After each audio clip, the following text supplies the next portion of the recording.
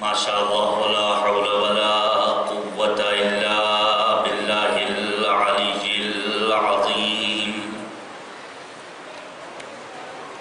حسبنا الله ونعم الوكيل، نعم المولى ونعم النصير. أعوذ بالله من الشيطان اللعين الرجيم. بسم الله الرحمن الرحيم. رب اشرح لي صدري ويسر لي أمري واحلل عقدة من لساني يفقهوا قولي. الحمد لله الذي جعلنا من الباكين على السيد الشهداء الذي بكت له الأرض والسماء وناحت عليه الوحوش في الصحراء والطيور بين الفضاء. وصلى الله على جده محمد المصطفى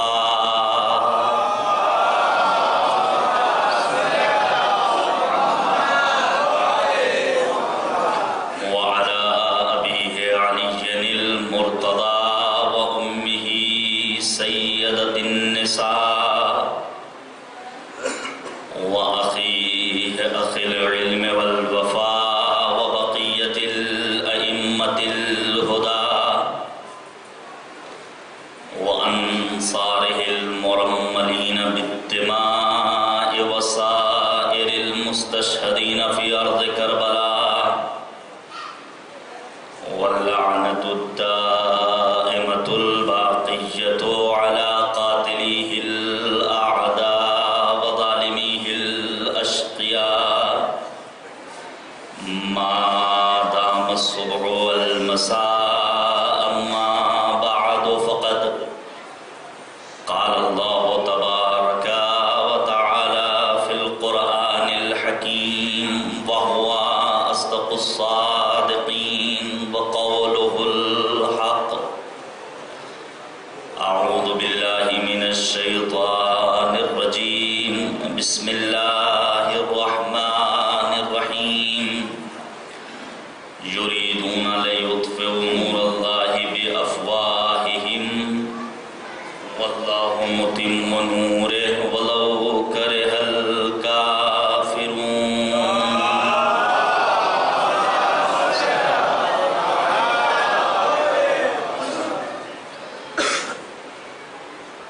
ملت کی ترجمہ ہے یہی مجلس حسین، اس قوم کی زباں ہے یہی مجلس حسین.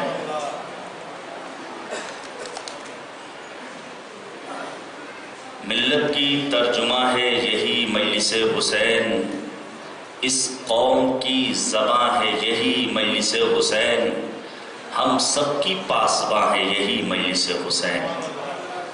گرد بن کر ہوا میں بکھر جائے گی یہ قوم، مجلس ہوئی جو بند تو مر جائے گی یہ قوم.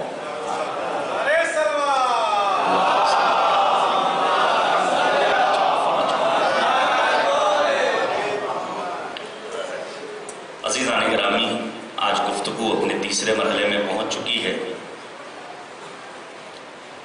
کیا کیا سید الشہداء فرزند فاطمۃ الزہرا حضرت ابا عبداللہ الحسین علیہ السلام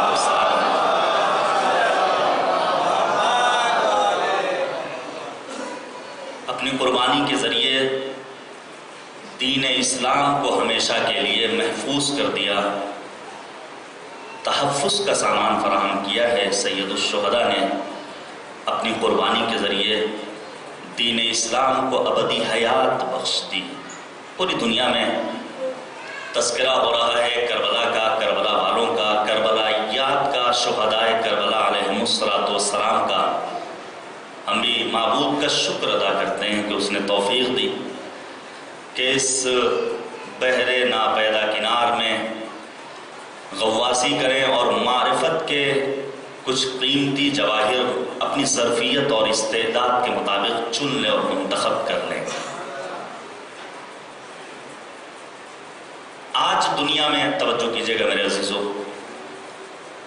آج دنیا میں اگر صداقت ہے، امانت ہے، وفاداری ہے،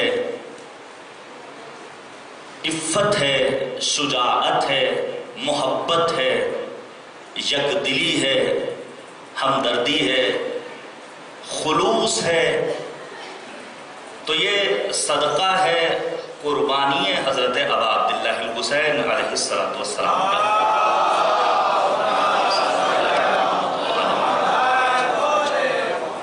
توجہ کیجئے گا میرے عزیزو،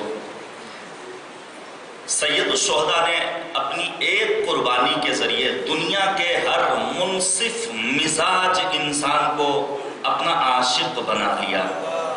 کسی بھی مذہب سے تعلق رکھنے والا ہو، کسی بھی دھرم کا ماننے والا ہو، کسی بھی ملک کا باشندہ ہو، اگر اس کے سینے میں انسانیت کا دل دھڑک رہا ہے تو وہ یا حسین ضرور کہتا ہے، مجالس اعزا میں شرکت کرتا ہے، شہدائے کربلا کی یاد مناتا ہے۔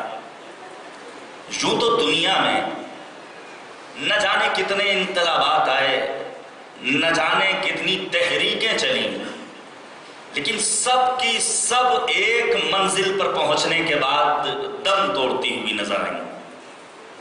تنہا یہ تحریک ابا عبداللہ الحسین، یہ واقعہ کربلا، یہ روز عاشور پیش آنے والا حادثہ وہ واقعہ اور حادثہ ہے جو آج بھی باقی ہے، کل بھی تھا، آنے والے دن میں بھی باقی رہنے والا ہے۔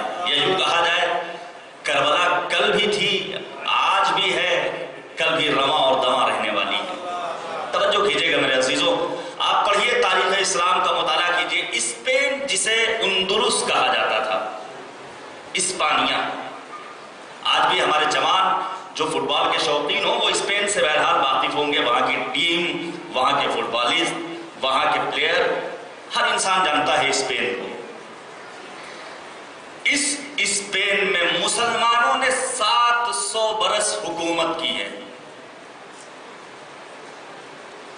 طارق ابن زیاد جیسا حاکم اسلامی جب اسپین پہنچتا ہے اور اسپین کو فتح کرتا ہے تو مسلمان اسے تمغہ دیتا ہے، فاتح الفاتحین کہتا ہے۔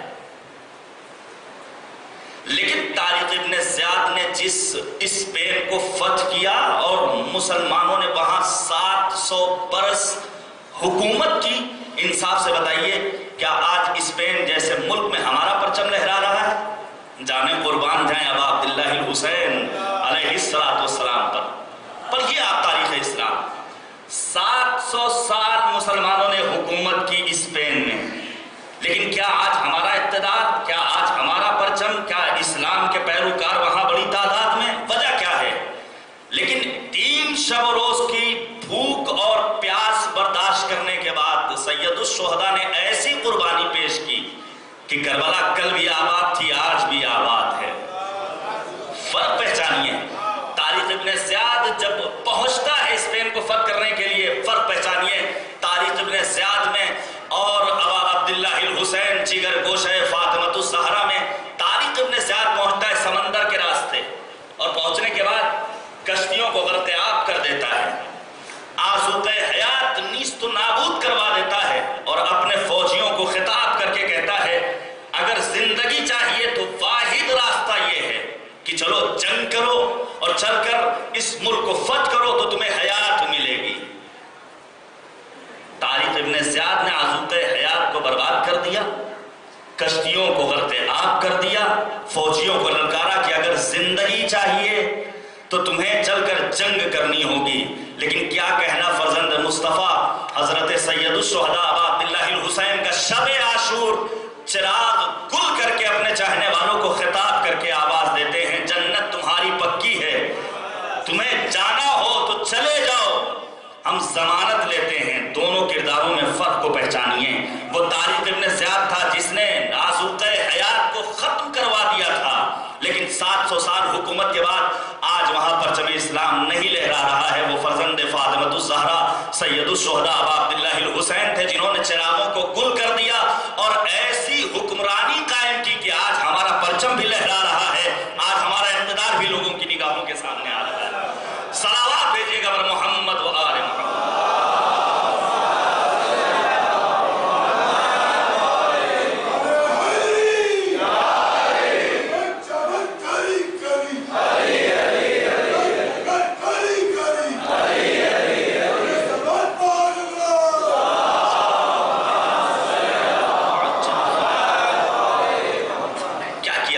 الشہداء نے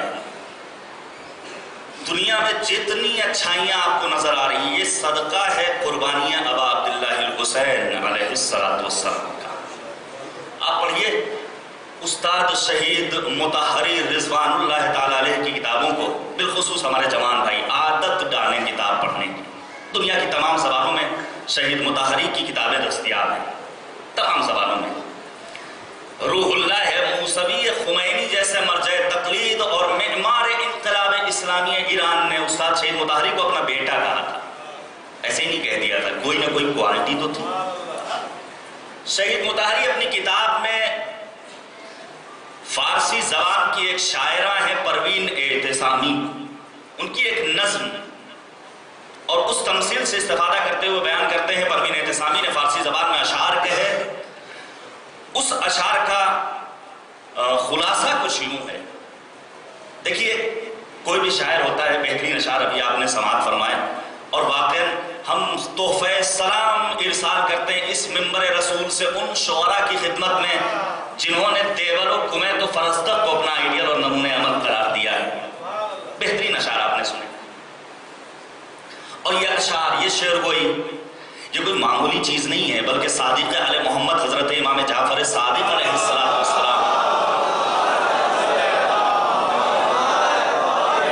مولا امام صادق علیہ السلام اپنے جد ابا عبداللہ الحسین کے غم میں جب مغموم ہوتے تھے تو شعراء کو بلاتے تھے اور کہتے تھے مرثیہ پڑھو میرے جد حسین ابن علی کا۔ یہ بڑی باعظمت شے ہے، پروردگار ہمیں توفیق دے کہ ہم اہل بیت کی خدمت کر سکیں۔ توجہ کیجیے گا، پروین اعتصامی نے ایک تمثیل بیان کی ہے، اور اس کا خلاصہ یہ ہے کہ ہر فنکار، ہر آرٹسٹ، ہر ہنرمند، ہر کلاکار، اس کی فطرت میں پروردگار نے رکھا ہے کہ وہ اپنے فن کو لوگوں کو دکھا کر اس سے داد و تحسین لے۔ یہ شعراء جب اشعار پڑھتے تو چاہتے ہیں کہ ان کی واہ واہ ہو۔ میں خود اس بات کی گواہی دے سکتا ہوں، لوگ خیریت کا فون تو کم کرتے ہیں، لیکن شعراء فون کرتے ہیں ذرا یہ اشعار سن لیجئے گا۔ ایران میں تھے تب بھی لوگ اپنے اشعار سنانے کے لیے فون کیا کرتے تھے۔ یعنی ایک فنکار، ایک آرٹسٹ، ایک ہنرمند، اس کے اندر پروردگار نے یہ فطرت رکھی ہے کہ اس کے فن اور اس کے ہنر کی داد و تحسین دی جائے۔ اب پروین اعتصامی نے اشعار کہے، اس کا خلاصہ کچھ اس انداز سے نثر میں بیان کیا جا سکتا ہے، جس سے شہید مطہری نے بہت اچھا استفادہ کیا ہے، وہ نتیجہ آپ تک پہنچانا چاہتا ہوں۔ پروین اعتصامی کہتی ہیں کہ ایک ہنرمند رات کی تاریکی میں، اب اس کے اندر چونکہ پروردگار نے ایک ہنر رکھا ہے، وہ ہنرمند یہ چاہتا ہے کہ اپنے فن و ہنر کو بروئے کار لائے، لیکن رات کی تاریکی کرے تو کیا کرے، آخر میں وہ ایک شمع روشن کرتا ہے۔ توجہ کیجیے گا میرے عزیز دوستوں اور بزرگوں، شمع کو روشن کرنے کے بعد سوئی دھاگا لے کر کے پارچے پر نقش و نگار بنانا شروع کر دیتا ہے۔ رات گزرتی جا رہی ہے، یہاں تک کہ سفیدی سحری نمودار ہو گئی، شمع ہے جو اپنی زندگی کی آخری سانسیں لے رہی ہے، لیکن اب اس کے اندر وہ فطرت کہ اپنے فن و ہنر کو کسی کو دکھائے، اور کوئی آئے اور کہے واہ بھائی بہت اچھا نقش و نگار اور بوٹے دھندے بنائے ہیں، لیکن کس سے کہے، کوئی نظر نہیں آتا۔ آخر میں یہ فنکار، یہ ہنرمند، یہ آرٹسٹ اسی شمع کے سامنے بیٹھ جاتا ہے، اور بیٹھنے کے بعد اس شمع کو خطاب کر کے آواز دیتا ہے، اے شمع دیکھ میں نے کتنا اچھا ہنر خلق کیا ہے، کتنے اچھے گلبوٹے بنائے ہیں، کتنی اچھی فنکاری کی ہے۔ شمع جو خاموشی سے اس ہنرمند کی گفتگو سن رہی تھی، اچانک گویا ہوئی، اے فنکار، اے ہنرمند، اے آرٹسٹ، تو صحیح کہہ رہا ہے، تیرے گلبوٹے بہت نفیس ہیں، لیکن یاد رکھ اگر میں نے اپنے وجود کو جلا کر خاکستر میں تبدیل نہ کیا ہوتا تو تیری انگلیاں زخمی ہو گئی ہوتی۔ میں نے اپنے کو جلا کر منور کیا ہے تو روشنی ملی ہے، جس کے نتیجے میں تو اس لائق ہوا کہ اپنے فن و ہنر کو پارچے پر لا سکے۔ عزیزان گرامی، شہید مطہری کہتے ہیں دنیا میں اگر انسانیت ہے، دنیا میں اگر آدمیت ہے، دنیا میں اگر اخلاق ہے، دنیا میں اگر کردار ہے، دنیا میں اگر عبادت ہے، دنیا میں اگر شجاعت و عفت ہے، دنیا میں اگر اعلیٰ انسانی اقدار پائے جاتے ہیں تو یہ شہادت ابا عبداللہ الحسین کا صدقہ ہے۔ ایک حسین نے میدان کربلا میں اپنے سر و تن کی جدائی برداشت کر لی، صرف اس لیے کہ انسانیت باقی رہ جائے۔ اگر سید الشہداء نے اپنی قربانی نہ دی ہوتی تو فقہ میں جواہر الکلام جیسی عظیم الشان کتاب لکھنے والے افراد نہ ملتے۔ اگر سید الشہداء نے میدان کربلا میں اپنی قربانی نہ دی ہوتی تو علامہ امینی جیسا انسان ولایت کا عظیم قلعہ کتاب الغدیر لکھ کر تعمیر نہ کر سکتا. اگر سید الشہداء نے قربانی نہ دی ہوتی تو میر حامد حسین آل اللہ مقامہ جیسا انسان ابقات الانوار جیسی کتاب نہیں تحریر کر سکتا تھا. اگر سید الشہداء نے کربلا کے میدان میں اپنی جان کی قربانی نہ دی ہوتی تو علامہ طباطبائی تفسیر المیزان نہیں لکھ سکتے تھے. یہ تمام کتابیں، یہ تمام فضیلتیں حاصل ہوئی ہیں تو اسی ایک شہادت ابا عبداللہ الحسین کے نتیجے میں. ہمیں قدر پہچاننی ہوگی. رسم کے طور پر محرم کو منا لینا یہ بہت آسان ہے. عزاداری رسم نہیں ہے بلکہ ایک تحریک ہے، ایک الہی تحریک جسے شہدائے کربلا نے اپنے خون کے ذریعے بروئے کار لا کر دنیا والوں کو یہ پیغام دیا ہے کہ اس عزاداری کی قدر کو سمجھو. جب ہم ولایت و امامت و شہادت کے قدروں کو سمجھ لیں گے تب یقیناً اس کی پاسبانی کریں گے. اگر فرض کیجئے گھر میں ایک بہترین قیمتی نفیس ہیرا ہو اور کسی کمسن بچے کے ہاتھ لگ جائے تو وہ اسے کھیل ڈالے گا، کھلونا بنا لے گا. لیکن اگر کوئی باشعور انسان اسے دیکھے تو اس کی حفاظت کرے گا. اور کہیں آثار قدیمہ کے محکمے سے متعلق افراد کو خبر مل جائے تو وہ آئیں گے اور بڑی قیمت پر، ایک گراں قیمت پر آپ سے خرید کر کے میوزیم میں اسے شیشے میں سجا کر رکھیں گے. کیوں؟ کیونکہ انہیں اس کی قدر و منزلت کا علم اور اندازہ ہے. بس جب ہمیں معرفت سید الشہداء حاصل ہو جائے گی تو ہم عزاداری کی قدر کریں گے، سمجھیں گے مقصد شہادت ابا عبداللہ الحسین کیا تھا. ایک صلوات بھیجیے گا بر محمد و آل محمد.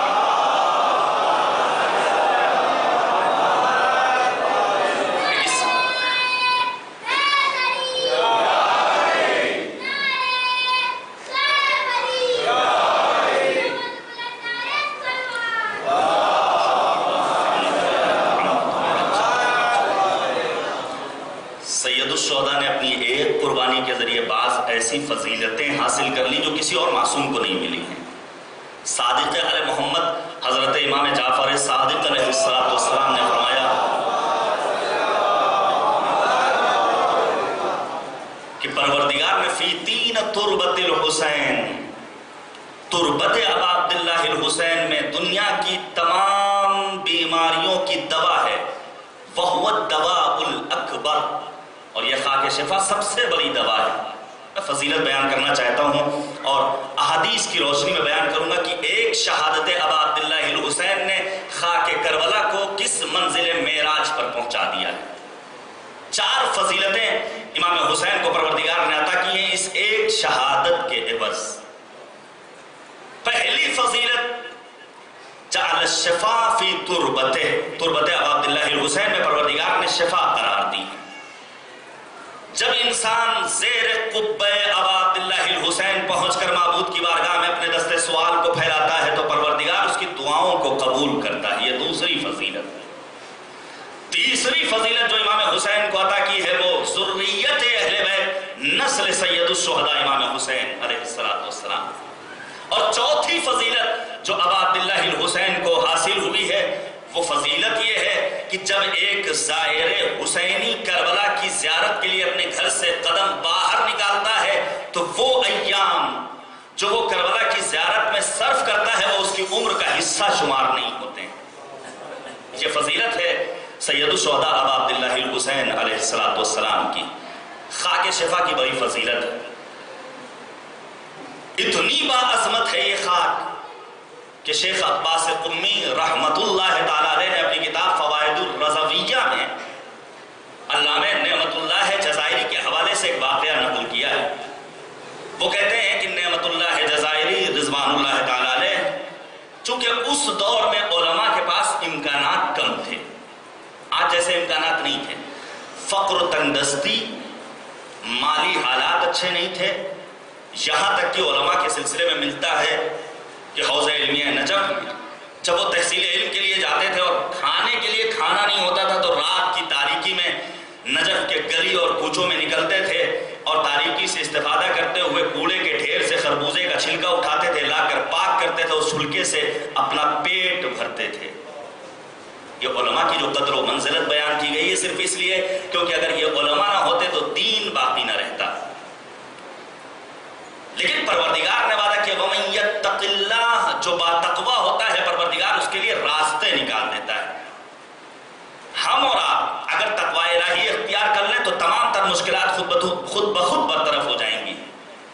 شیخ انصاری کے بارے میں استاد مظاہری نے بیان کیا، شیخ انصاری ایک ایسا عالم کہ جس کی کتاب پڑھے بغیر کوئی مولوی نہیں بن سکتا ہے، کوئی عالم نہیں بن سکتا ہے۔ کیوں؟ یہ بھی تنگدستی کے دور میں زندگی بسر کر رہے تھے، کتابوں کا بڑا شوق تھا، لیکن شیخ انصاری کے گھر میں کچھ چوہے ہو گئے تھے۔ آپ دیکھیں وَمَن يَتَّقِ اللَّهَ، جو باتقویٰ ہو جاتا ہے پروردگار کیسے اس کے لیے راستے نکالتا ہے۔ انسان کے اندر خوف خدا پیدا ہو جائے، اس کا ہر عمل مرضی معبود کے مطابق بسر ہو تو معبود خود نوازنے والا ہے۔ استاد مظاہری نے بیان کیا چوہے ہو گئے تھے اور ان کی لائبریری کو نقصان پہنچا رہے تھے، کتابوں کو چوہے کاٹ دیتے تھے۔ شیخ انصاری نے ایک دن موقع پا کر ایک چوہے کو ایک ظرف سے بند کر دیا، وہ چوہا جو ظرف کے نیچے دبا ہوا ہے وہ اندر کٹ کر رہا ہے اور بڑبڑا رہا ہے، دوسرا چوہا جو اس کا ساتھی ہے وہ اس کے اطراف میں چکر لگا رہا ہے، لیکن شیخ انصاری نے عزم کر لیا تھا اسے آزاد نہیں کرنا ہے۔ وہ چوہا جاتا ہے بل میں، جانے کے بعد اشرفی لے کر آتا ہے، سونے کا سکہ لے کر آتا ہے اس بل سے۔ شیخ انصاری نے پھر بھی نہیں کھولا، یہاں تک کہ 10-12 اشرفیاں آ گئیں، تب شیخ انصاری نے اس چوہے کو آزاد کیا ہے۔ تقوی الہی اختیار کر لو، غیب سے پروردگار خود تمہاری مدد کرنے والا ہے۔ علماء کے حالات آپ پڑھیے جنہوں نے باطن خالصۃ لوجہ اللہ، اللہ کی مرضی کے لیے اپنی زندگی کے شب و روز بسر کیے۔ نعمت اللہ جزائری کے بارے میں شیخ عباس قمی نے لکھا امکانات نہیں تھے، اتنی مادی کمی تھی کہ چراغ روشن نہیں کر سکتے تھے، رات کی تاریکی میں چاند کی روشنی میں کتابوں کا مطالعہ کرتے تھے، نتیجے میں آنکھ کی روشنی کم ہو گئی تھی، لیکن نعمت اللہ جزائری رضوان اللہ تعالیٰ علیہ نے اسی خاک شفا سے استفادہ کیا تو روشنی دوبارہ واپس مل جاتی ہے۔ پروردگار نے شہادت حسین کے عوض خاک شفا میں شفا قرار دی ہے، بڑی بابرکت ہے۔ یہ خاک مستحب ہے، سن لیجئے، مستحب ہے کہ انسان میت کے ساتھ خاک کربلا کو رکھے، حنوط میں مخلوط کرے خاک کربلا کو۔ مستحب ہے کہ انسان خاک شفا سے بنی ہوئی سجدگاہ پر سجدہ کرے، مستحب ہے۔ اور کیوں سجدہ کرے سجدگاہ پر؟ لکھا ہے کہ جب انسان خاک شفا سے بنی ہوئی سجدگاہ پر سجدہ کرتا ہے تو پروردگار تمام حجابات کو ہٹا دیتا ہے اور اس انسان کا سجدہ پروردگار کی بارگاہ میں براہ راست پہنچ جاتا ہے، تمام رکاوٹیں ختم ہو جاتی ہیں اور پروردگار کی بارگاہ میں اس کا سجدہ مقبول ہو جایا کرتا ہے۔ انسان کے لیے مستحب ہے کہ خاک شفا سے تسبیح بنائے، اگر تسبیح خاک شفا کی اس کے ہاتھ میں ہے، ذکر پڑھے نہ پڑھے، تب بھی یہ تسبیح جو خاک شفا سے بنی ہوئی ہے خود تسبیح ہے، پروردگار کرتی ہے، اسے ثواب ملتا ہے۔ مستحب ہے کہ جب لڑکی کے لیے جہیز خریدا جائے تو خاک شفا اس کے ساتھ رکھا جائے، برکت لاتا ہے۔ مستحب ہے جب بچہ جو بھی کم سن ہے چلنا شروع کر رہا ہے تو اس کے قدموں سے خاک شفا کو مس کیا جائے تاکہ پوری زندگی امن و امان میں یہ بچہ زندگی بسر کرے۔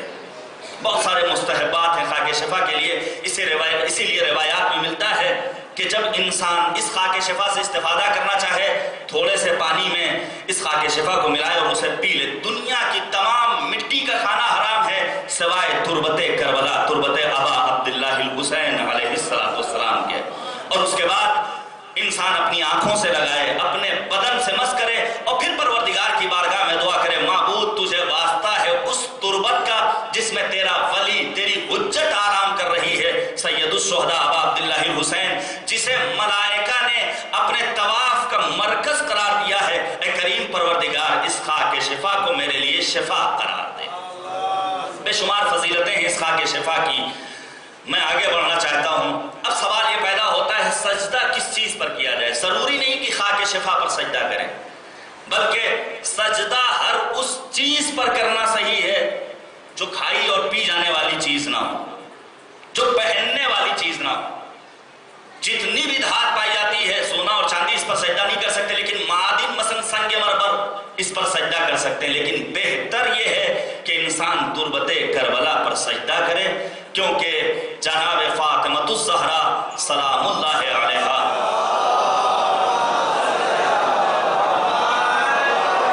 بی بی فاطمۃ الزہرا سید الشہداء حضرت حمزہ کی قبر کی مٹی پر سجدہ کرتی تھی، لیکن سید الشہداء عبداللہ الحسین کی شہادت کے بعد چونکہ شہادت کو معراج بخشی ہے عبداللہ الحسین نے، اب سید الشہداء حسین ابن علی ہو گئے، لہذا ہمارے یہاں روایات میں ملتا ہے کہ خاک شفا پر سجدہ کیا جائے، کیونکہ ایسا سجدہ جو تربت کربلا پر کیا جاتا ہے پروردگار کی بارگاہ میں وہ عبادت پہنچ جاتی ہے۔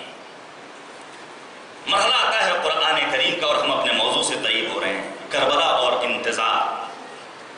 سید الشہداء نے فرمایا مجھے تلاوت قرآن بہت زیادہ پسند ہے۔ امیر کائنات نے فرمایا، امیر المؤمنین نے، قرآن پر عمل کرو، ایسا نہ ہو کہ دوسری قومیں قرآن پر عمل کرنے میں تم سے سبقت لے جائیں، لہذا ہمیں خود کو قرآنی بنانا پڑے گا، قرآن سے مانوس ہونا پڑے گا، قرآن کو اپنی زندگی میں جگہ دینا پڑے گا۔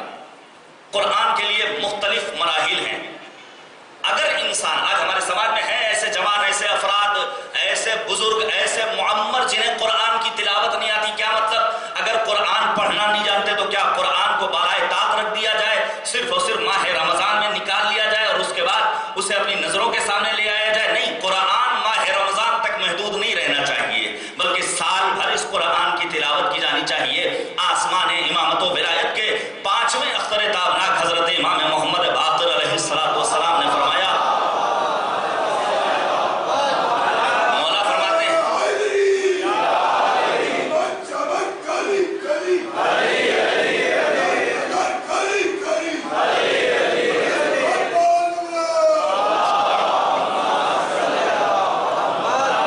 مولا امام باقر نے فرمایا کہ ایک مومن کی علامت یہ ہے کہ وہ ایک شب و روز میں 50 آیتوں کی تلاوت کرے۔ نہیں پڑھ سکتے 50 آیتیں، 5 آیتیں تو پڑھ سکتے ہیں۔ وہ افراد جنہیں قرآن پڑھنا نہیں آتا ان کے لیے یہ مجدہ سنا رہا ہوں، آج کی اس مجلس کا یہ سوغات ہے، یہ تحفہ ہے، یہ پیغام ہے۔ روایات میں ملتا ہے کہ قرآن نہیں پڑھ سکتے ہو تو پہلا مرحلہ قرآن سے مانوس ہونے کا یہ ہے کہ قرآن پر نگاہ ڈالو۔ قرآن کو دیکھنا عبادت ہے، النظر الی المصحف عبادت، قرآن دیکھنا عبادت پروردگار ہے۔ وہ چند چیزیں جنہیں دیکھنا عبادت ہے، قرآن کریم کو دیکھنا عبادت پروردگار، نظر کرنا چہرے امیر المؤمنین علی ابن ابی طالب پر عبادت پروردگار۔ مل جل کر صلوات دیجیے گا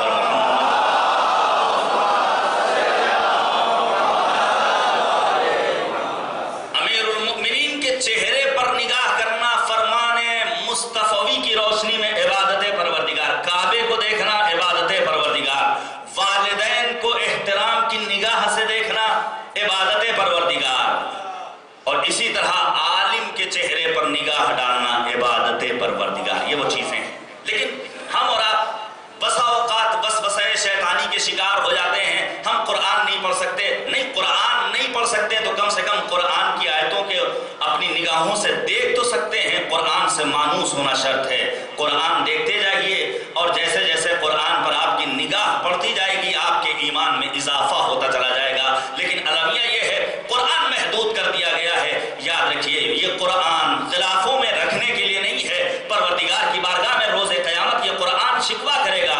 بہت خوب کہا ہے کسی شاعر نے کہ تاکوں میں سجایا جاتا ہوں، جزدان میں رکھا جاتا ہوں، دھو دھو کے پلایا جاتا ہوں، تعویذ بنایا جاتا ہوں، جب قول و قسم لینے کے لیے تکرار کی نوبت آتی ہے پھر میری ضرورت پڑتی ہے ہاتھوں پہ اٹھایا جاتا ہوں۔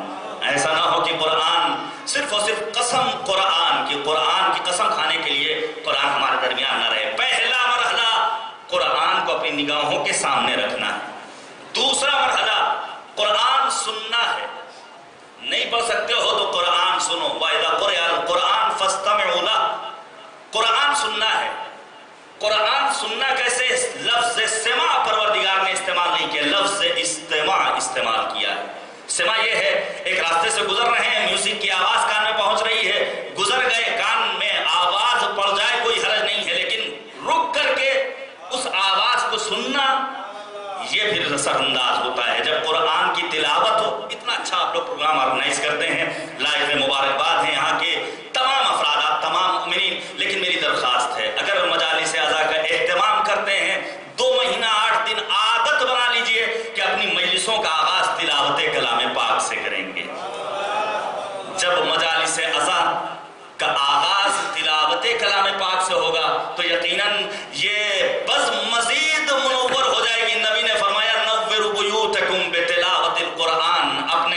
منور کرو تلاوت قرآن کے ذریعے۔ لہذا یہ میری ایک مؤدبانہ گزارش ہے، پہلا مرحلہ قرآن کو دیکھنا، نہیں دیکھ سکتے قرآن سننا۔ آگے مرحلہ بڑھتا ہے قرآن کو زبان سے پڑھنا، بڑی تاکید ہے قرآن کو انسان پڑھے، قرآن کی تلاوت کرے، لیکن یہ کمال مطلوب نہیں ہے، بلکہ کمال مطلوب اس کے کہیں آگے ہے۔ قرآن کی قراءت کرنا، فقروا ما تیسر من، جتنا ممکن ہو اس کی قراءت کرو۔ اس کے بعد کا مرحلہ ترتیل سے پڑھنا، ورتل القرآن ترتیلا۔ ترتیل سے پڑھنے کا مطلب کیا ہے؟ صادق آل محمد حضرت امام جعفر صادق علیہ السلام نے فرمایا، مولا امام صادق نے فرمایا کہ ترتیل کا مطلب یہ ہے کہ جب قرآن کریم کو اپنی نگاہوں کے سامنے رکھو اور قرآن کی تلاوت کرو، اگر جنت کا تذکرہ ہے تو ٹھہر کر جنت کے بارے میں غور و خوض کرو، اگر جہنم کا تذکرہ ہے تو ٹھہر جاؤ اور پروردگار سے ڈرو کہ جہنم میں تمہیں عذاب ملنے والا ہے۔ ترتیل لفظی ہوتی ہے، معنوی ہوتی ہے، یہ تخصصی بحثیں میں اس میں نہیں پڑھنا چاہتا ہوں۔ ترتیل کے بعد کا مرحلہ آتا ہے قرآن میں تفکر و تدبر کرنا۔ جگہ جگہ پروردگار نے خطاب کر کے اپنے بندوں کو مخاطب کیا ہے، قرآن میں غور و فکر کیوں نہیں کرتے ہو؟ تفکر الگ ہے، تدبر الگ ہے، عوامل میں عمل کر لینا یہ الگ ہے، عواقب پر غور و خوض کر لینا یہ الگ مرحلہ ہے۔ لیکن اس کے بعد کا مرحلہ ہمیں سر کرنا ہے۔ اس کے بعد کا مرحلہ کیا ہے؟ تفکر و تدبر کے بعد قرآن سے ہمیں اور آپ کو متمسک ہونا ہے۔ تمسک کیا ہے؟ میں نے عرض کیا تھا آپ کی خدمت میں، تمسک کا مطلب اتباع نہیں، اطاعت نہیں، تمسک کا مطلب یہ کہ زندگی اس راہ کی راہی بن جائے جیسا قرآن چاہتا ہے۔ توجہ کیجیے گا، ہم نے ایران میں زندگی بسر کی ہے، برف باری ہوتی ہے، اب مثال کے طور پر شدید برف باری ہو گئی، گاڑی نہیں نکل پا رہی ہے، دوسری گاڑی آتی ہے مدد کے لیے، چین باندھی جاتی ہے، اب یہ ٹو کرنا جسے انگلش میں استعمال کیا جاتا ہے، ہماری گاڑی اتباع نہیں کر رہی ہے بلکہ اس گاڑی کے ساتھ ساتھ چل رہی ہے جو اسے اپنے ساتھ آگے بڑھا رہی ہے۔ یہ داہنے گھوم رہی ہے تو داہنے جا رہی ہے، بائیں گھوم رہی ہے تو بائیں جا رہی ہے۔ اپنی زندگی کو قرآن سے متمسک کر لینا ہے۔ اور میرے عزیز دوستو یاد رکھیے، ہم ہیں اہل بیت کے چاہنے والے، حقیقی اسلام کا کلمہ پڑھنے والے۔ نبی اعظم نے فرمایا تھا اپنی زندگی کے آخری لمحات میں، انی تارکم فیکم الثقلین کتاب اللہ و عطرتی اہل بیتی ما ان تمسکتم بہما لن تضلوا بعدی۔ دو چیزیں چھوڑ کر جا رہا ہوں، ایک قرآن، ایک اہل بیت۔ ہم نے دامن قرآن کو بھی تھاما ہے، دامن اہل بیت اطہار کو بھی تھاما ہے۔ ان دونوں چیزوں کو ہم اور آپ تھامنے والے ہیں۔ یہ نہ سمجھیے گا کہ دنیا میں ابو لہب اور ابو جہل جیسے افراد بڑے سادہ تھے، نہیں، پڑھیے آپ ان کی زندگی کا مطالعہ کیجیے۔ علامہ امینی لکھتے ہیں، علامہ شہیدی نے ان کے بارے میں لکھا، یہ اپنے زمانے کے بڑے چالاک افراد تھے۔ توجہ کیجیے گا، ہم ہیں دامن قرآن سے متمسک رہنے والے، دامن اہل بیت اطہار کو تھامنے والے۔ اگر شہیدی نے لکھا ابو لہب اور ابو جہل کوئی معمولی افراد نہیں تھے، بلکہ یہ وہ تھے جو اپنے زمانے کے چالاک ترین افراد تھے۔ اتنے چالاک تھے کہ انہوں نے جب دیکھا کہ نظام توحیدی منظر عام پر آ رہا ہے تو بتوں کا کاروبار شروع کر دیا۔ توجہ کیجیے گا میرے عزیز دوستوں اور بزرگوں، بتوں کا کاروبار شروع کر دیا، کیونکہ ان کو معلوم ہے بت نہ بول سکتے ہیں، نہ روک سکتے ہیں، نہ ٹوک سکتے ہیں۔ بتوں کے اندر یہ صلاحیت نہیں پائی جاتی ہے۔ اس لیے ہم دیکھتے ہیں بعد وفات پیغمبر اعظم کچھ ایسے مسلمان اٹھے جنہوں نے کہا ہمارے لیے قرآن جیسی کتاب کافی ہے۔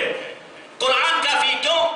کیونکہ قرآن ہے صامت، قرآن کے اندر نہ بولنے کی صلاحیت، نہ روکنے کی صلاحیت، نہ ٹوکنے کی صلاحیت۔ یہی وجہ ہے جب آج عالم اسلام پر ہم نگاہ ڈالتے ہیں اور دنیا کے مختلف اسلامی ممالک پہ نگاہ ڈالتے ہیں تو دیکھتے ہیں سروں کو کاٹا جا رہا ہے تلاوت قرآن کے ذریعے، سر و تن میں جدائی کی جا رہی ہے عشق اہل بیت کے جرم میں، تو اسی نعرے تکبیر کے ذریعے یاد رکھو وہ افراد کہ جو آج صرف دامن قرآن سے وابستہ ہیں، ان کا تعلق غدیری اسلام سے نہیں ہے۔ غدیری اسلام وہ ہوگا جنہوں نے قرآن کو بھی لیا ہے، اہل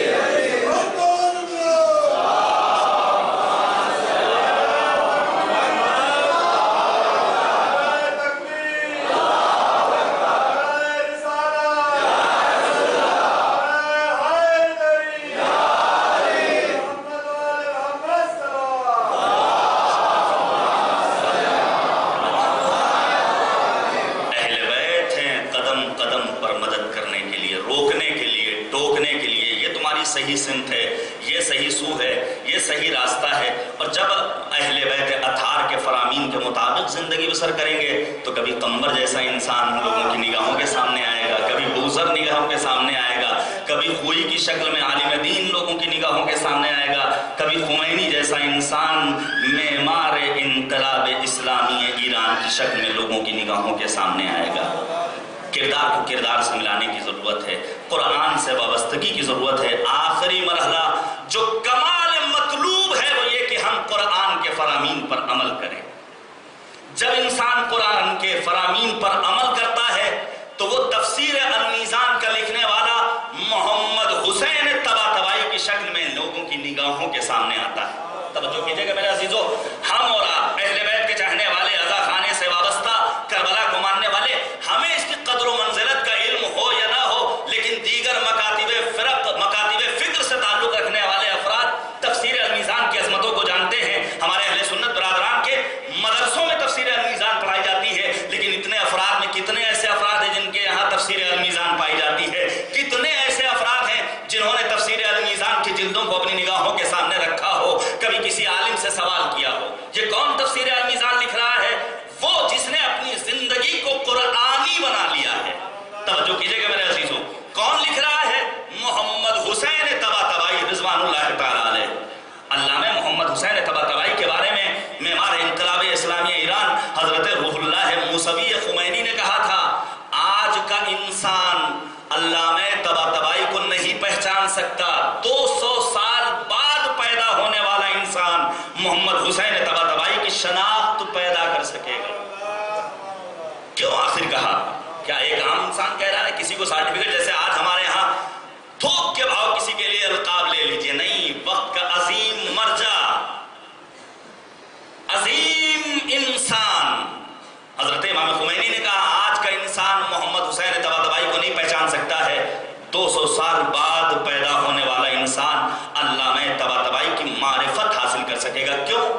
جب اس کی جستجو کی گئی تو علماء نے، ان کی سوانح حیات لکھنے والے افراد نے لکھا محمد حسین طباطبائی نے اپنی زندگی کو اس حد تک قرآن کے سانچے میں ڈالا تھا، اپنے آپ کو ایسا قرآنی بنا لیا تھا کہ اس حجرے اور کمرے میں اپنا لباس بھی تبدیل نہیں کرتے تھے جہاں قرآن رکھا ہوتا تھا۔ ظواہر قرآن پر انسان عمل کرتا ہے تب وہ انسان قرآنی بنتا ہے، تب اس انسان کی عظمت 200 سال بعد لوگوں کی نگاہوں کے سامنے عیاں ہوتی ہے۔ ان تمام علماء کی روح کی بلندی درجات کے لیے مل جل کر صلوات دیجیے گا اور محمد و آلہ۔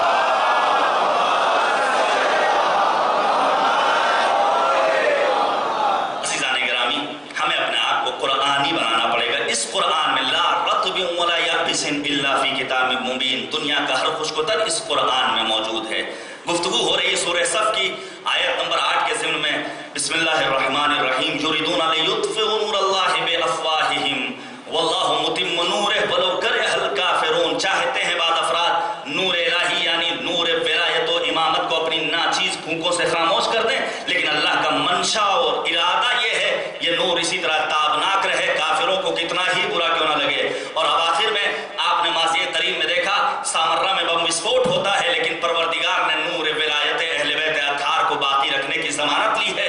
دوبارہ عالیشان گنبد لوگوں کی نگاہوں کے سامنے، نہ جانے کتنے بم وسفوٹ ہوئے، نہ جانے کتنی تکفیری ٹولیوں نے جنم لیا، کتنے واصلے جہنم ہو گئے، لیکن اہل بیت اطہار کے چاہنے والے آج بھی سامرہ جاتے ہیں اور پروانہ وار طواف کرتے ہیں، دامن مراد بھر کر واپس آتے ہیں۔ امام کی ولادت اسی شہر سامرہ میں ہوئی تھی۔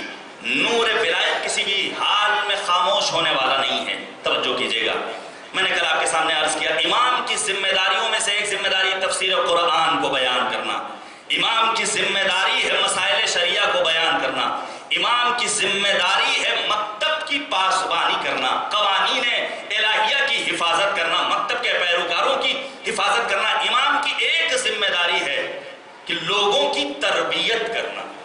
توجہ کیجیے گا، انشاءاللہ تربیت اولاد کے سلسلے میں آپ کے سامنے کچھ باتیں بیان کرنے کی کوشش کروں گا۔ موضوع اتنا وسیع ہے، بیان کرتے چلے جائیے، وقت ختم ہو جاتا ہے لیکن باتیں نامکمل رہ جاتی ہیں۔ لیکن بہرحال اس بحر ناپیدا کنار میں غواصی کے بعد جو کچھ مل جائے اور اسے اپنی زندگی میں عملی جامہ ہم اور آپ پہنا لے جائیں تو یہی ہماری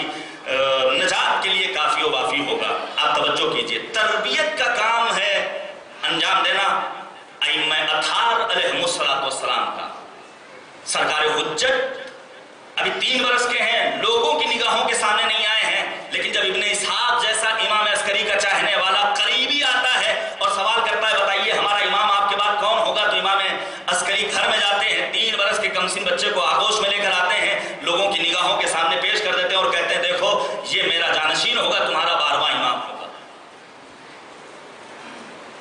سعد ابن عبداللہ قمی، امام عسکری کے چاہنے والے، آتے ہیں سرزمین قم سے سامرہ امام کی خدمت میں، اور آنے کے بعد چند ایک سوالات پیش کرتے ہیں۔ امام عسکری اپنے اس کمسن فرزند کو لے کر آتے ہیں اور لانے کے بعد کہتے ہیں اس سے سوال کرو۔ امام زمانہ نے اس کمسنی کے عالم میں اپنے جد امیر المؤمنین کا لہجہ اختیار کیا ہے، فرمایا جو پوچھنا ہو پوچھ لو۔ کل اس کے جد علی مرتضیٰ نے اسی منبر پر بیٹھ کر آواز دی تھی، سلونی سلونی قبل ان تفقدونی، جو پوچھنا ہو پوچھ لو قبل اس کے کہ میں تمہارے درمیان سے چلا جاؤں۔ سعد بن عبداللہ قمی نے سوال کیا، یہ کاف ہا یا عین صاد کے کیا معنی ہیں؟ جانے قربان جائے، موضوع ہے کربلا اور انتظار۔ سرکار حجت نے وضاحت کی، یہ حروف مقطعات میں سے یہ ایک حروف مقطعات ہے، اور کاف سے مراد ہے کربلا، ہا سے مراد ہے ہلاکت، اور یا سے مراد ہے یزید، عین سے مراد ہے آتش، اور صاد سے مراد ہے صبر۔ یہ آیت جناب زکریا کے لیے نازل ہوئی جب جناب زکریا پنجتن پاک علیہ السلام کے واسطے اور وسیلے سے اپنے پروردگار سے لو لگاتے تھے، 4 معصوم ہستیوں تک پہنچتے تھے، بہت اطمینان کی سانس لیتے تھے، لیکن جب پنجتن آل ابا، خامیس آل ابا، سید الشہداء امام حسین تک پہنچتے تھے تو آنکھیں نمناک ہو جاتی تھیں، غمگین ہو جاتے تھے، اشکبار ہو جاتی تھی جناب زکریا کی آنکھیں۔ اور اس کے بعد امام کی خدمت میں جب سعد جیسا اہل بیت کا چاہنے والا، توجہ کیجئے گا، سعد جیسا اہل بیت کا چاہنے والا رکوع میں شریعہ کی تھیلیوں کو امام کی خدمت میں پیش کرتا ہے، امام جیسے ہی تھیلیوں کو لیتے ہیں فوراً کہتے ہیں یہ تھیلی قم کے فلاں محلے کے فلاں فرد نے بھیجا ہے، یہ فلاں شخص نے بھیجا ہے۔ ایک تھیلی امام نے اٹھائی اور کہا اس تھیلی میں 50 اشرفیاں ایسی ہیں، 50 اشرفیاں ایسی ہیں جو مال حرام ہیں، اسے الگ کر دیا اور واپس کر دیا، جا کر کے اس شخص کے خدمت میں پیش کر دینا اور کہہ دینا اہل بیت اطہار کو مال حرام سے کچھ لینا دینا نہیں ہے۔ عزیزان گرامی یاد رکھیے، آج جو اہل بیت کے نام پر پروگرام ہم منعقد کرتے ہیں، دیکھ لینا چاہیے یہ کس مال سے پروگرام آرگنائز کیا جا رہا ہے، مال حلال ہے یا مال حرام ہے؟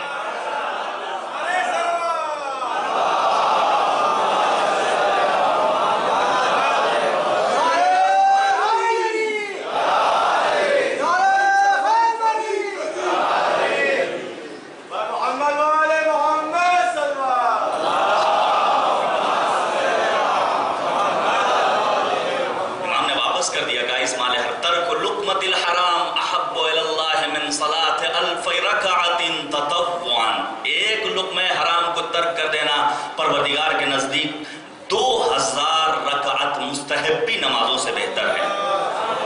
بہت دشوار کام ہے، لیکن آج کے اس ترقی یافتہ اور تیز رفتار معاشی دنیا میں ہم اور آپ اپنے آپ کو لقمہ حلال کا عادی بنا سکتے ہیں۔ کس طرح؟ کسب و کار کے ذریعے، تلاش و کوشش کے ذریعے معاش کی تلاش میں نکلنے کے ذریعے۔ میرے عزیز جوانوں اور دوستوں، میں نے دنیا میں مختلف ملکوں کا سفر کیا، یہ نہ سمجھیے کہ اگر یہاں ہندوستان میں ہے تو یہاں ہم محنت اور مشقت نہیں کر سکتے ہیں، نہیں، ہمیں دبئی ہی جانا ہے، ہمیں دنیا کے فلاں ملک میں جانا ہے، وہاں کے حالات میری نگاہوں کے سامنے ہیں۔ معصوم نے فرمایا کہ القاد لأہلہ کالمجاہد فی سبیل اللہ، اپنے گھر والوں کے لیے، اپنے اہل و عیال کے لیے، اپنے خاندان کے لیے، اپنے اعزاء اور اقربا کے لیے، اپنے بال اور بچوں کے لیے کسب معاش کرنے والا راہ خدا میں جہاد کرنے والا جیسا ہے۔ ہمیں محنت کرنی ہے، ہمیں محنت کرنی ہے، ہمیں مشقت کرنی ہے۔ ہمارے استاد ہیں جناب علامہ محسن قرآتی، جنہوں نے تفسیر نور لکھی ہے، انہوں نے بیان کیا تھا جب کبھی ہائی وے سے گزرا کرو، توجہ کیجئے گا، جب کبھی ہائی وے سے گزرا کرو تو ٹرک اور بس کے پیچھے اگر کچھ لکھا ہوا ہے تو اسے غور سے پڑھا کرو، ممکن ہے کوئی حکمت کی بات اس میں پوشیدہ ہو، ممکن ہے کوئی حکمت کی بات اس میں پوشیدہ ہو۔ اور مولا امیر المومنین نے فرمایا خذ الحکمہ ولو من اہل النفاق، حکمت جہاں بھی ملے، منافق کے پاس ہو تب بھی لے لو۔ اب اگر آپ ٹرک ڈرائیور کے گیٹ کے پاس دیکھیں، اکثر انہوں نے لکھ کے لگایا ہوتا ہے محنت میری رحمت تیری۔ ہمیں اور آپ کو محنت کرنی ہے۔ نبی اعظم نے جب یہ آیت کریمہ عرب کے ان بدوؤں کے سامنے پڑھی جس میں پروردگار نے ارشاد فرمایا وَمَن يَتَوَكَّلْ عَلَى اللَّهِ فَهُوَ حَسْبُهُ، جس نے اللہ پر بھروسہ کر لیا اللہ اس کے لیے کافی و وافی ہے۔ عرب کے کچھ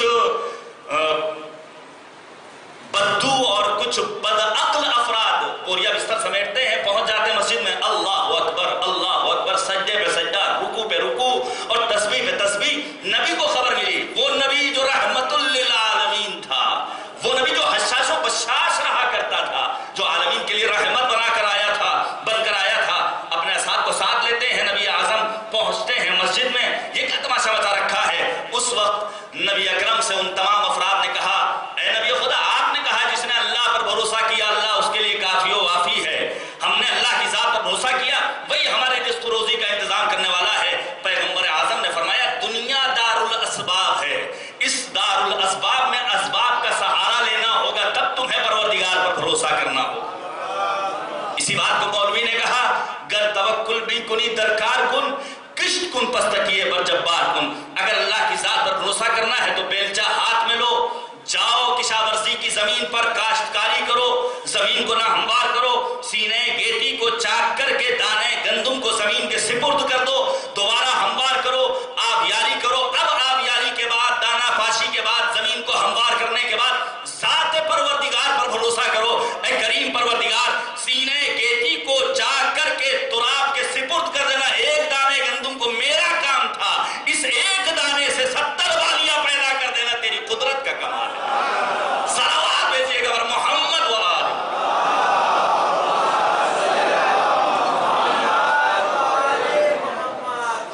تو عزیزان گرامی، ہمیں اور آپ کو اس طرح دین کو لینا ہے جو دین کو لینے کا حق ہے، دین کو لینے کا حق ہے۔ تمام تر حکمتوں کو ہمیں لے لینا ہے اور ان حکمتوں کے سہارے اپنی زندگی کے شب و روز آگے بڑھانا ہے، صرف اور صرف زبانی جمع خرچی چلنے والی نہیں ہے۔ اسی لیے سرکار حجت جب امام کے صحابی ابو نصر سے سوال کرتے ہیں، یہ بتاؤ میں کون ہوں؟ دیکھیے جتنی معرفت ہوتی ہے، میں نے آپ کی خدمت میں عرض کیا گزشتہ 2 راتوں کی مجلس میں کہ شناخت ظاہری ضروری ہے، لیکن اصل منزل مقصود نہیں ہے، بلکہ اصل منزل مقصود و مطلوب یہ ہے کہ حقیقی شناخت ہو۔ ابو نصر نے ایک سادہ سا جواب دیا۔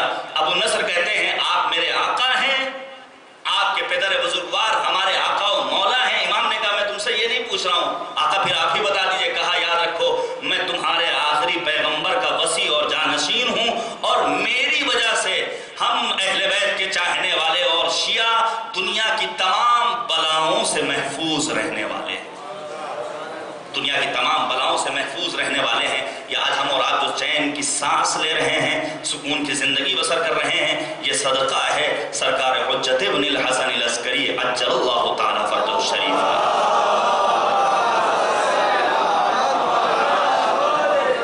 مل کر صلوات بھیجیے گا بر محمد۔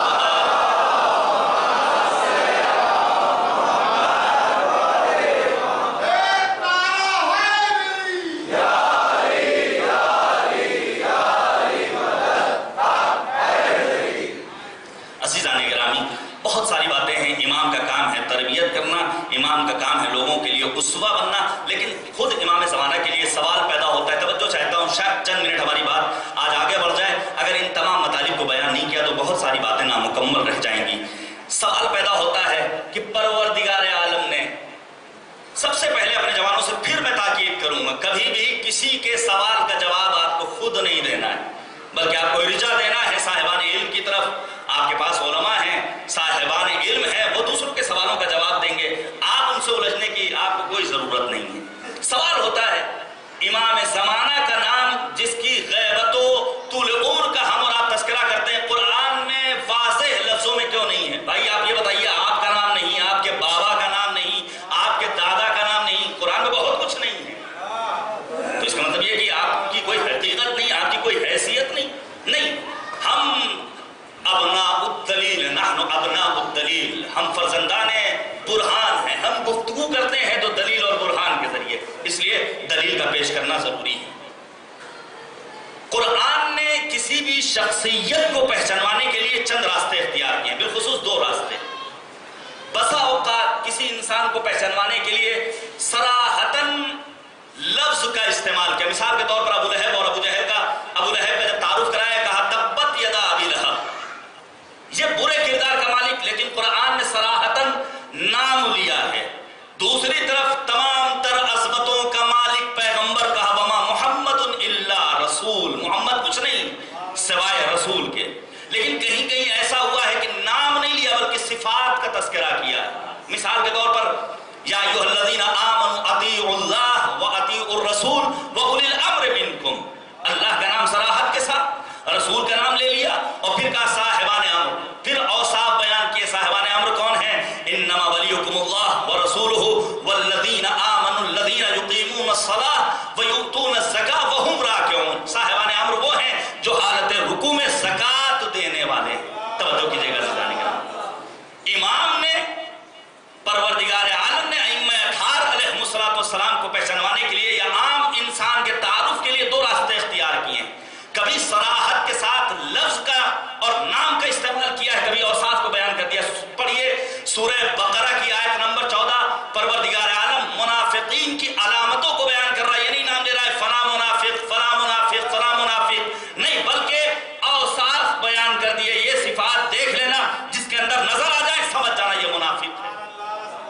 تو 3 علتیں علماء نے بیان کی ہیں کہ پروردگار عالم نے صراحت کے ساتھ امام زمانہ کا نام قرآن میں بیان نہیں کیا. پہلی بات، پروردگار عالم کا قانون یہ ہے کہ وہ کسی کا تعارف کراتا ہے تو اسی طرح صفات کو بیان کر دیتا ہے اور صفات کے ذریعے لوگوں کو پہچاننا ہوتا ہے. اب سمجھ میں آیا کہ سید الشہداء مولا امام حسین نے کیوں فرمایا تھا مثلی لا یبایع مثلا. یہ نہیں کہا تھا حسین جیسا، بلکہ کہا مجھ جیسا، یزید جیسے کی بیعت نہیں کر سکتا ہے. یعنی کربلا کو سن 61 ہجری تک محدود نہیں کرنا ہے، بلکہ آنے والے زمانے میں بھی اگر کوئی وقت کا یزید اپنا سر طاغوتیت بلند کرے تو وقت کے حسین کو اور حسین بن کر اپنے سر کو اٹھانا ہوگا اور دنیا والوں کے سامنے خطاب کر کے یہ آواز دینی ہوگی ہم حسین کے ماننے والے ہیں، ظلم سے ہمارا کوئی سودا نہیں ہو سکتا ہے. ہیہات منت اللہ، ذلت ہم سے بہت دور ہے، کوسوں دور ہے. دوسرا مرحلہ پروردگار نے کیوں نہیں قرآن میں صراحتاً استعمال کیا؟ کیونکہ پروردگار قرآن کو تحریف سے بچانا چاہتا تھا. جس طرح زبور، تورات، دیگر آسمانی کتابیں اور صحیفوں میں تحریف ہو گئی، اگر پروردگار عالم ہر جگہ پر ناموں کا تذکرہ کر دیتا تو قرآن میں بھی تحریف کا امکان تھا. جبکہ مالک نے وعدہ کیا ہے اِنَّا نَحْنُ نَزَّلْنَا الذِّكْرَ وَإِنَّا لَهُ لَحَافِظُونَ، ہم اس کو نازل کرنے والے ہیں، ہم ہی اس کی حفاظت کرنے والے ہیں. اس لیے پروردگار نے صراحتاً نام استعمال نہیں کیا ہے قرآن کریم میں سرکار حجت کا. اور تیسری وجہ، قرآن ہے کتاب قانون. آپ دنیا کی تمام کتاب قوانین کا مطالعہ کر لیجئے، آپ بتائیے کس کتاب قانون میں قانون کے تحت نام لکھا گیا ہو کہ فلاں انسان مثلا ملک کا وزیر اعظم بنے گا، فلاں نام کا ہوگا؟ نہیں، بلکہ ایک پیرامیٹر دے دیا گیا ہے، ایک فارمولہ بنا دیا گیا ہے، اوصاف کا تذکرہ کر دیا گیا ہے. یہ ڈگری ہو، ملک کا وفادار ہو، فلاں صفات کا مالک ہو تو وہ ملک کا وزیر اعظم بن سکتا ہے، فلاں عہدے پر فائز ہو سکتا ہے. قرآن ہے کتاب قانون، مالک نے اوصاف بیان کر دیے. ان اوصاف پر جب کسی کو کھڑا پانا سمجھ جانا یہ حجت خدا ہے، پروردگار کی جانب سے منتخب بندہ.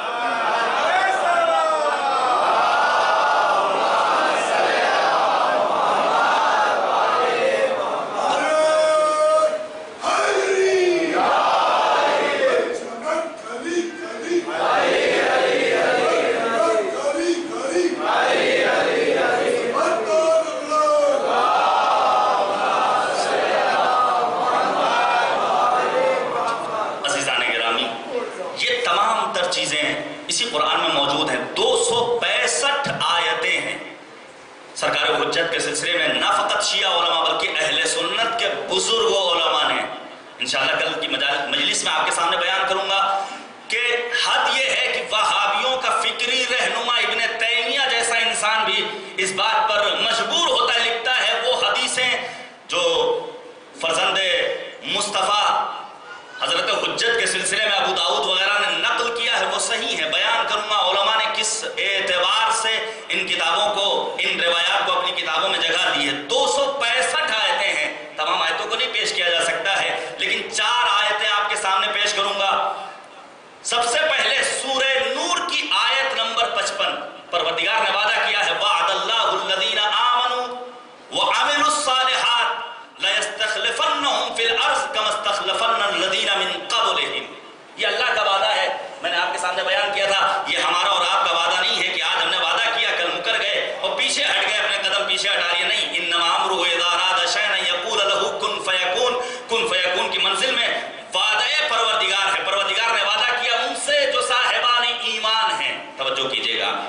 صرف اور صرف ایمان مطلوب نہیں ہے پروردگار کی بارگاہ میں، بلکہ ایمان کے ساتھ ساتھ وَعَمِلُ الصَّالِحَاتِ، عمل صالح بھی مطلوب ہے پروردگار کو۔ پروردگار کو صرف اور صرف ایمان نہیں چاہیے۔ قرآن کی دوسری آیت پڑھیے، ارشاد ہوا بسم اللہ الرحمن الرحیم الذین آمنوا وہاجروا وجاہدوا فی سبیل اللہ باموالہم وانفسہم اعظم درجۃ عند اللہ واولئک هم الفائزون۔ جو ایمان لائے، جنہوں نے ہجرت کی، راہ خدا میں مال اور نفس سے جہاد کیا، ان کا درجہ پروردگار کے نزدیک بہت بلند ہے، اور یہ ہے کامیابی کا سرٹیفکیٹ حاصل کرنے والے۔ اب میں یہاں پر خطابت کا ایک جملہ کہہ کر اپنی بات کو آگے بڑھانا چاہتا ہوں۔ اگر کائنات میں ایک عام انسان، ایک عام مومن دو جہاد کر لے، جہاد بالنفس کر لے، جہاد بالمال کر لے، تو پروردگار کہتا ہے یہ انسان کامیاب ہے۔ اگر کائنات میں تاریخ اسلام میں علی جیسا انسان ایسا نظر آئے جس کا جہاد بالنفس بھی بے نظیر، جس کا جہاد بالقلم بھی بے مثال، جس کا جہاد بالسیف بھی عظیم النظیر، جو تمام کے تمام جہادوں پر سر فہرست نظر آتا ہو، اس علی کو یہ حق حاصل ہے محراب عبادت میں ضربت لگنے کے بعد آواز دے فزت ورب الکعبہ، رب کعبہ کی قسم میں کامیاب ہو گیا۔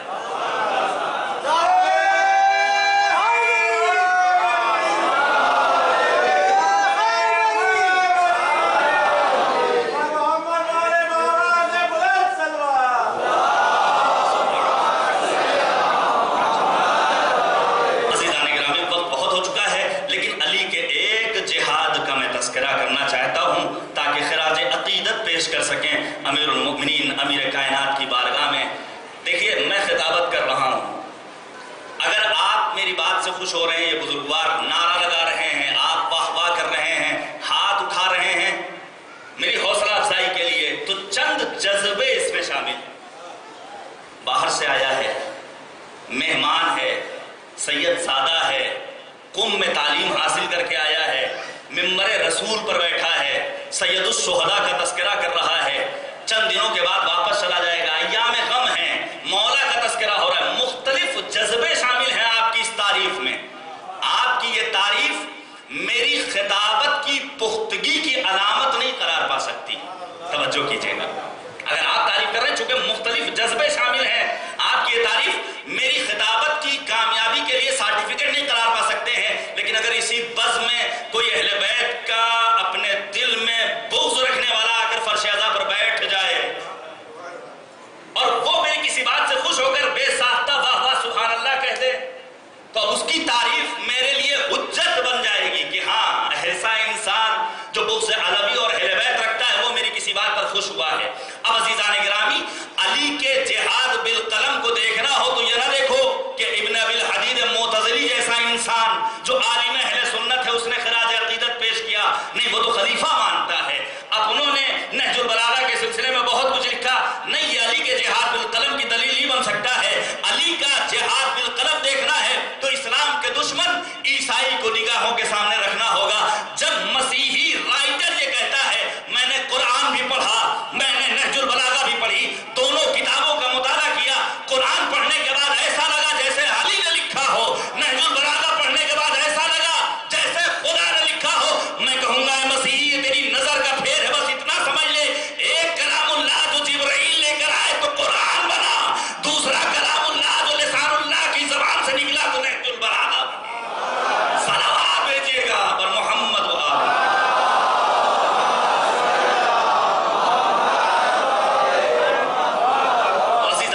صرف اور صرف منزل ایمان نہیں بلکہ منزل عمل میں ہمیں اپنے آپ کو اتارنا ہوگا۔ سورہ نور کی آیت نمبر 55 میں پروردگار نے وعدہ کیا ہے کہ ہم روئے زمین پر خلیفہ بنائیں گے۔ اب زمین یہ نہیں کہ صرف حضور یوپی میں، بھوپال میں، ہندوستان میں، پاکستان میں، حجاز میں نہیں، بلکہ الارض پوری کائنات میں پروردگار خلیفہ بنائے گا۔ اور تمام علماء نے، اہل سنت ہوں یا شیعہ حضرات ہوں، سب نے لکھا ہے یہ آیت فرزند مصطفیٰ آخری امام حضرت امام زمانہ عجل اللہ تعالیٰ فرجہ شریف کے سلسلے میں نازل ہے۔ 3 آیتیں اور سن لیجئے، بہت ساری باتیں رہ جائیں گی لیکن میں گفتگو تمام کر دوں گا۔ دوسری آیت ہے سورہ انبیاء کی،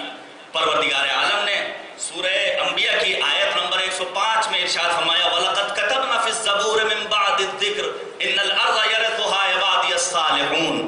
جب کسی کو میراث ملتی ہے تو اب میراث میرے پدر بزرگوار سے مجھے ملی تو اب مجھے اختیار ہے، میں جیسے چاہوں استعمال کروں.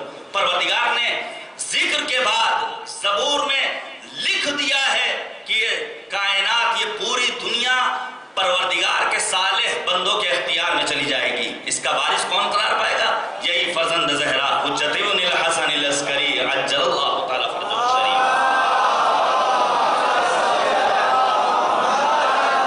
اور یہ لفظ کتبنا یعنی وعدنا، ہم نے وعدہ کیا ہے. علماء نے اس کی وضاحت کی ہے، جیسے پروردگار نے قرآن کریم میں ارشاد فرمایا کتب علیکم الصیام کما کتب علی الذین من قبلکم لعلکم تتقون. یہ کتبنا اسی وعدنا کے معنی میں ہے، پروردگار نے یہ وعدہ کیا ہے. اور تیسری آیت جو سورہ دسد کی آیت نمبر 5 ہے، وَنُرِيدُ أَن نَّمُنَّ عَلَى الَّذِينَ اسْتُضْعِفُوا فِي الْأَرْضِ وَنَجْعَلَهُمْ أَئِمَّةً وَنَجْعَلَهُمُ الْوَارِثِينَ. یہ بھی سرکار حجت کے سلسلے میں ہے. تمام علماء نے اسے قبول کیا ہے. آپ جائیے مطالعہ کیجئے، قرآن کریم کھولیے اور تفسیروں کو پڑھیے.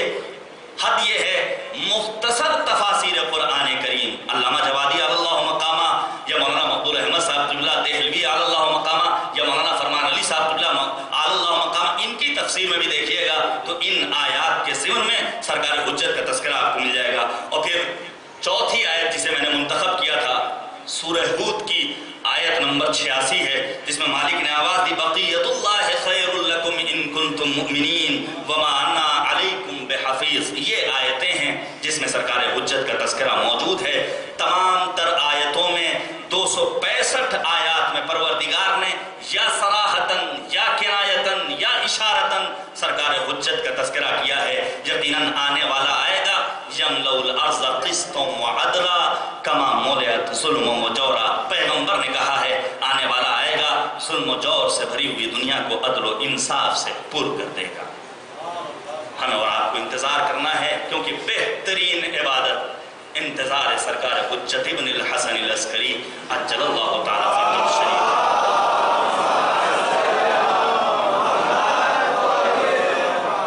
عزیزان گرامی، یوں تو ہم کریا کرتے ہیں سید الشہداء پر، آنسو بہاتے ہیں. آپ سوچئے میری کیا حیثیت، میری کیا بساط، میری کیا اوقات. ایک طویل عرصہ گزر جانے کے بعد مجھ جیسا ادنا سا طالب علم اگر کربلا والوں کا تذکرہ کرتا ہے تو آنکھیں اشکبار ہو جاتی ہیں. اب سوچئے جس کی نگاہوں کے سامنے وہ تمام تر جگہیں ہوں جہاں سید الشہداء اور آپ کے باوفا اصحاب و انصار و اعزاء نے شہادت پائی ہو، جسے معلوم ہو کہ کربلا کے فلاں حصے میں علی اکبر کے سینے کے اوپر برچھی کا پھل لگا تھا، یہاں عباس کے بازو قلم ہوئے تھے. یہ وہ جگہ ہے جہاں ششماہا مجاہد علی اصغر بابا کے ہاتھوں پر قربان ہو گیا تھا دین کی بقا کے لیے. وہ یقیناً خون کے آنسو ہوتا ہوگا.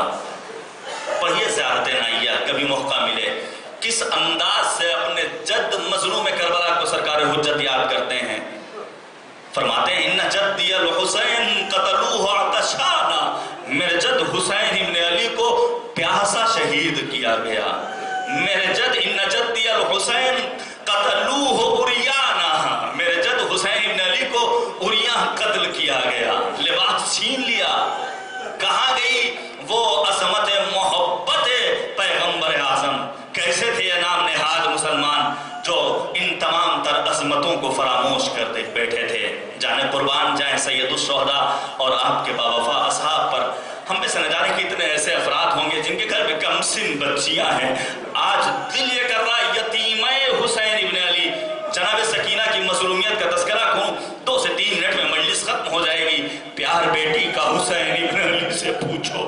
کم سن بچیاں اپنے باپ کے پیروں سے لپٹ جاتی ہیں. اب سمجھ میں آیا عصر عاشور جب حسین ابن علی راہوار پر سوار ہوتے ہیں، کوئی نہیں تھا جو سوار کرتا. زینب کبریٰ نے بڑھ کر سہارا دیا ہے.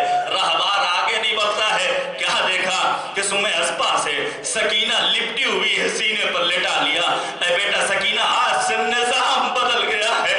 آج سے علی اصغر میرے پاس سوئے گا، تم کو بھی زینب کے پاس آرام کرنا. جزاکم ربکم خیر الجزا.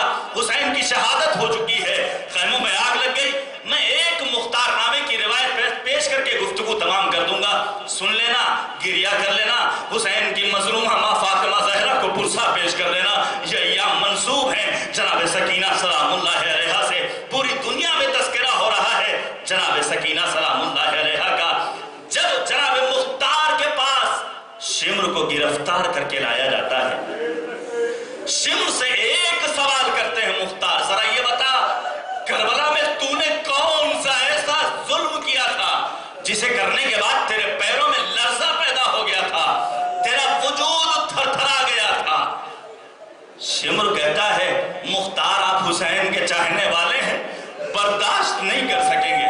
مختار کا اصرار بڑھا، شمر کہتا ہے اگر آپ کا اتنا ہی اصرار ہے تو بس اتنا سمجھ لیجئے، جب مجھے حکم ملا ہے کہ خیموں کے تنابوں کو کاٹتا چلا جاؤں، میں خیمے میں پہنچا، میں نے دیکھا ایک کمسن بچی ہے، مصلی عبادت بچھا رکھا ہے، پاس میں خاک جمع کر رکھی ہے، فارسی کتاب کا جملہ ہے۔ میں نے پوچھا تو کون ہے؟ وہ بچی ڈری ہوئی سہمی ہوئی کہتی من بابا ندارم، میرا بابا نہیں ہے، کربلا میں گیا ہوا ہے۔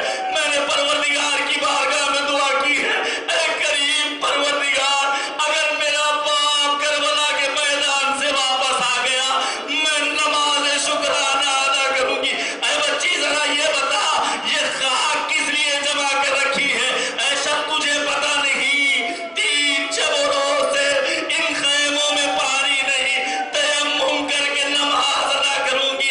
شمر کہتا ہے میری نگاہیں یتیم حسین کے گوشوارے پر پڑی، میں گھڑکیاں دے رہا تھا لیکن اس کی کمسنی کا عالم یہ تھا وہ گوشواروں کو نہیں کھول پاتی۔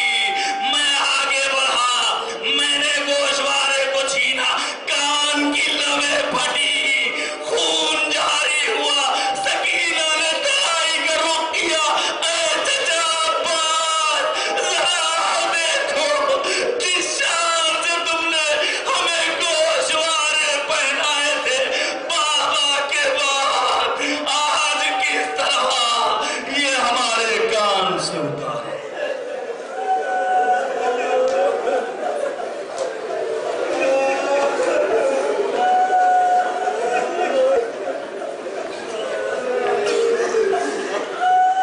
وَسَيَعْلَمُ الَّذِينَ ظَلَمُوا أَيَّ مُنقَلَبٍ يَنقَلِبُونَ إِنَّا لِلَّهِ وَإِنَّا إِلَيْهِ راجعون۔ رضا بقضائه وتسليما لأمر إلهي لا معبود سواك۔ بسم الله الرحمن الرحيم۔ اللهم كل وليك الحجة بن الحسن صلواتك عليه وعلى آبائه في هذه الساعة وفي كل ساعة وليا وحافظا وقائدا وناصرا ودليلا وعينا حتى تسكنهم أرضك طوعا وتمتعه فيها طويلا۔ پروردگارا فرزند زہرا حسین دوراں حضرت حجت کے ظہور میں تعجیل فرما۔ اے کریم پروردگار، آج بھی ہم ظلم کا نشانہ بن رہے ہیں۔ آپ کو معلوم ہے آج کوئٹہ پاکستان میں حسین کے چاہنے والوں پر گولیاں برسائی گئیں، آج بھی ہمیں شہید کیا جا رہا ہے۔ معبود تجھے واسطہ ہے محمد و آل محمد کا ظالمین کو ان کے کیفر کردار تک پہنچا دے۔ اے کریم پروردگار تکفیری ٹولیوں کو نیست و نابود فرما۔ معبود تجھے واسطہ ہے محمد و آل محمد کی عظمتوں کا، عظمت خون شہداء کربلا کا، اس روئے زمین پر جس جگہ بھی عاشقان حسین ابن علی فرش عزا بچھا رہے ہیں، معبود ان کی جان، مال، عزت و آبرو و ناموس کی حفاظت فرما۔ اے کریم پروردگار پرچم اسلام کو سربلند فرما۔